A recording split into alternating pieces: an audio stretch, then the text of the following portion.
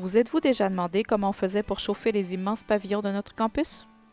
Eh bien, c'est à cette question que nous tenterons de répondre. En fait, disons-le dès maintenant, le campus a été aménagé pour fonctionner avec un mode de chauffage centralisé. Vous allez voir comment les efforts sont dirigés pour maintenir et optimiser cet actif. Mais d'abord, voyons quelques explications sur la production de la chaleur à partir de la centrale d'énergie jusqu'au pavillon. L'ensemble des fonctions qui sont regroupées à la centrale d'énergie, c'est bien entendu la production de vapeur, la production d'eau refroidie pour la climatisation, la production d'air comprimé. Également, on a un des 2 points d'alimentation d'eau potable qui est distribué à l'ensemble des immeubles de l'université. C'est donc de cette centrale qu'origine la production de vapeur d'eau servant au chauffage, et ce, pour toute la trentaine de pavillons répartis sur un campus de 1,8 km². L'idée a débuté en 1950 sous le règne du recteur Ferdinand Vendry. À l'époque, le projet audacieux de cité universitaire était discuté. Et puis, l'idée d'éviter l'éparpillement des pavillons à l'intérieur de Québec, c'était de les regrouper sur une cité. On aurait pu installer des fournaises dans chacun des pavillons. Cependant, les décideurs de l'époque ont opté pour un lieu commun de production de vapeur relié au pavillon par un réseau d'infrastructures circulant dans des tunnels souterrains. Dans les années 50, la réalisation de la centrale et des tunnels a fait l'objet d'une levée de fonds de 10 millions de dollars auprès de la population et des gens d'affaires. Encore aujourd'hui, on constate les avantages d'avoir centralisé ces fonctions énergétiques. Les avantages de centraliser les fonctions de chauffage et de refroidissement est de voir la possibilité d'avoir des économies d'échelle sur l'achat de combustible et d'électricité. Un autre avantage certain, c'est qu'on a une équipe spécialisée qui suit l'opération de la centrale et de ses appareils. L'autre avantage, c'est que ça évite d'avoir un paquet de petites installations décentralisées.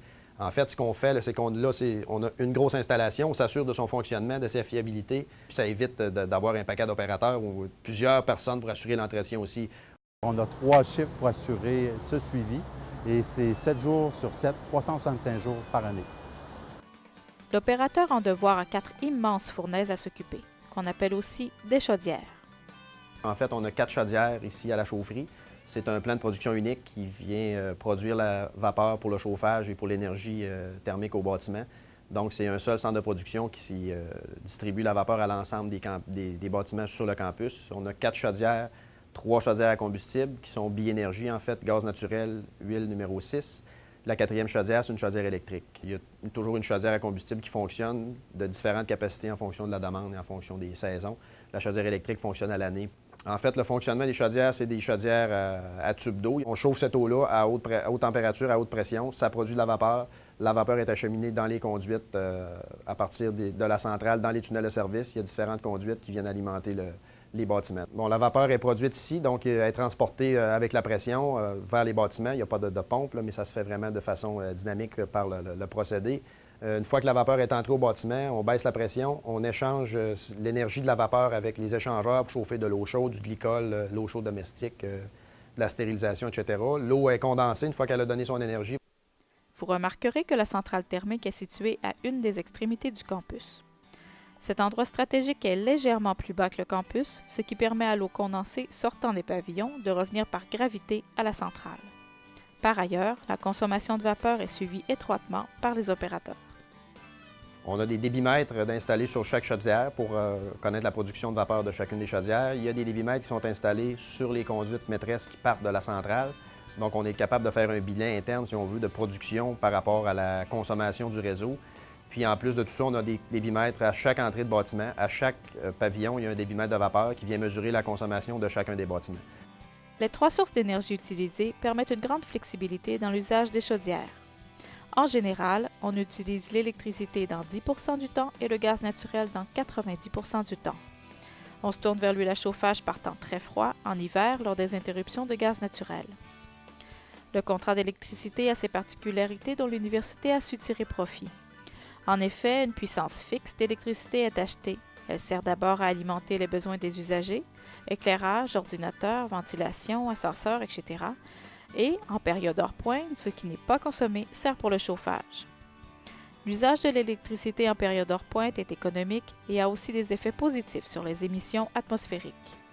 La vapeur produite par la chaudière électrique avec l'électricité, bien, ça réduit les gaz à effet de serre parce qu'on diminue un peu la consommation de gaz naturel ou d'huile numéro 6. Ça a réduit peut-être de 15 à peu près la production de gaz à effet de serre de l'université. On avait auparavant autour de 35 000 tonnes par année d'émissions de gaz à effet de serre. On a coupé autour de 5 000 tonnes. Donc, on est autour de 30 000 à peu près actuellement. Une fois arrivé au bâtiment, la vapeur chaude sert à plusieurs usages dans un contexte d'enseignement et de recherche. Les principaux usages de la vapeur, c'est sûr que c'est la plus grande demande, c'est la production pour le chauffage des bâtiments, le chauffage des espaces, les systèmes de ventilation, les systèmes de prise d'air frais pour les laboratoires, etc.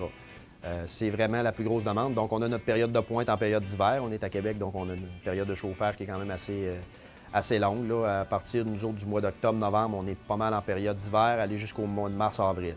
On produit de la vapeur quand même à l'année parce que la vapeur a été aussi utilisée pour le chauffage de l'eau chaude domestique, pour les usages, là, les différents usages. On va chauffer la piscine du PEPS, par exemple, le chauffe-eau pour la piscine.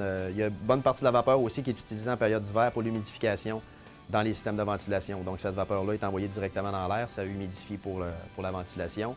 Il y a la stérilisation aussi, les différents pavillons où il y a des laboratoires, où il y a des autoclaves pour la stérilisation. Bien, cette vapeur-là est utilisée pour ça. Dans le bâtiment même, on utilise 2 systèmes pour véhiculer la chaleur jusqu'aux différents usages. Cette vapeur-là arrive à une pression de peu près 100 livres et elle est distribuée dans le bâtiment via des échangeurs ou directement. Alors, par exemple, on a des cabinets convecteurs pour le chauffage qui utilisent directement la vapeur. Et on a aussi à transformer cette énergie-là dans un réseau de chauffage à l'eau chaude via des échangeurs. Afin de limiter raisonnablement la facture énergétique tout en ayant un environnement de travail confortable, on demande aux usagers de maintenir la température inférieure à 22 degrés Celsius en saison froide. En saison chaude, on suggère de réserver la climatisation à des températures supérieures à 24 degrés Celsius. De son côté, l'université est proactive et s'est fixé des objectifs ambitieux pour réduire sa consommation globale d'énergie. L'Université Laval a embarqué dans un projet ambitieux d'économie d'énergie en 2006, mais ça faisait suite à une analyse de potentiel d'économie d'énergie en 2005, où est-ce que chacun des pavillons avait été analysé. Et par la suite, on a eu l'aval de la direction universitaire et un montant de 12,3 millions a été dédié à la réalisation de toutes ces mesures-là. L'ampleur du projet en efficacité énergétique, c'est réaliser des mesures d'économie dans 17 pavillons, ainsi que sur le réseau d'eau refroidie de l'université. On compte terminer en 2012. L'objectif est de réduire de 20 la consommation en 5 ans, ce qui ferait passer les dépenses en chauffage de 6 millions de dollars par année à 4,8 millions.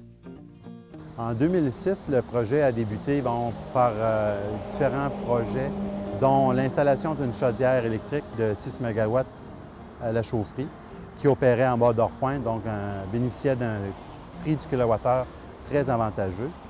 Ensuite, on a, parallèlement à ça, fait un projet d'économie à l'Arena et le PEPS a suivi. En 2010, après des interventions sur 7 bâtiments, on mesure déjà une réduction de 7 de la consommation. Voici un aperçu des améliorations apportées dans ces bâtiments. Par exemple, l'installation de pompes thermiques dans les bâtiments nous permet d'utiliser de produire une énergie à moindre coût tout en ayant un effet secondaire, c'est-à-dire la production d'eau réfrigérée simultanément. Actuellement, on a utilisé cette technologie-là des thermopompes dans 7 pavillons du campus.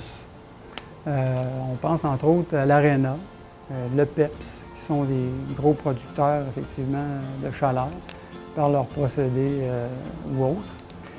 On en a aussi installé à la tour Félix-Antoine Savard, le pavillon Vendry, entre autres, le pavillon Abitibi-Presse et le Parent. Un des tout premiers projets qu'on a fait en efficacité énergétique est le pavillon Envirotron. C'est un pavillon composé de laboratoires et de bureaux. Une des mesures consistait à utiliser l'air vicié des bureaux qui normalement aurait été rejeté à l'extérieur du bâtiment. Ce n'est pas un air sale, c'est un air qui est récupérable. Alors, il est utilisé est réintroduit dans le système de ventilation des laboratoires. On utilise aussi au pavillon Envirotron la récupération de chaleur sur les chambres de croissance, qui sont des chambres utilisées pour la croissance de plantes, très énergivores en raison du compresseur qu'on retrouve à l'intérieur de ces chambres de croissance-là, et aussi de l'éclairage immense qu'il y a là-dedans. Alors, on utilise cette chaleur-là et on la transmet via un réseau de tuyauterie pour réchauffer les prises d'air du système, par exemple, des laboratoires. Le projet d'économie d'énergie n'est pas terminé et déjà, les gestionnaires regardent plus loin. Les objectifs du service des immeubles en regard du chauffage pour les années à venir, bien, c'est assurer le confort de ses occupants. C'est également, suite au projet d'économie d'énergie, continuer à surveiller les nouveautés dans le domaine, car les consommateurs que sont nos pavillons devront toujours être optimisés, de voir s'il y a des nouvelles méthodes pour réduire leur consommation d'énergie. Et à la centrale, c'est de voir à poursuivre un chauffage centralisé qui est fait d'une manière optimisée, au meilleur coût, et on regarde pour d'autres alternatives de sources d'énergie, soit des biocarburants ou encore de la biomasse, dont on fait une analyse actuellement. Ces informations vous ont éclairé? Vous aimeriez en savoir plus? N'hésitez pas à nous écrire au si@si.ulaval.ca.